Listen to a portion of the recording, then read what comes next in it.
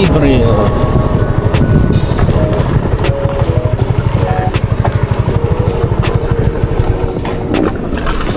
Okay. So dah sampai ke Jibril.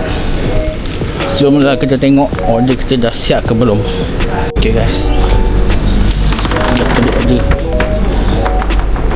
Jibril ni kan unik je. Dia berdiri dengan pintu bukan sama. Kadang kau tak kau jumpa pintu tapi nampak sangat nampak lah. Okay, so order kita dapat. Kita order.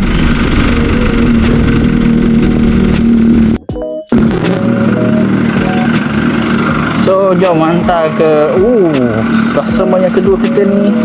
Dekat je.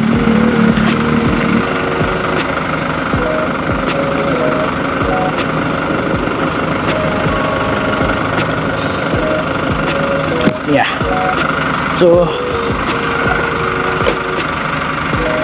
let's go hantar order yang kedua. 4 minit. Alhamdulillah. Dapat lagi order yang ketiga. Alhamdulillah. So kita hantar order yang kedua ni 3 minit daripada sini. Dalam ni, dalam apa? Taman depan ni. So jom. Nanti dah sampai ke sambung. Woohoo. Bismillah. Jumpa korang semua di rumah customer yang kedua.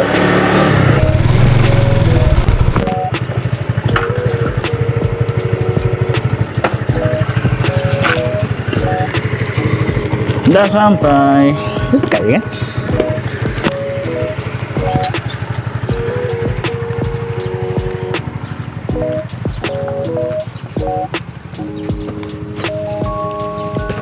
Alamak. Ni pun packaging tinggi lah guys.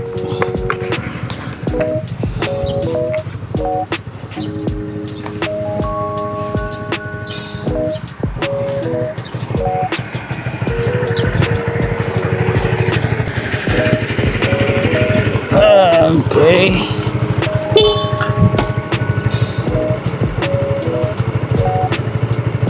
Deliver order.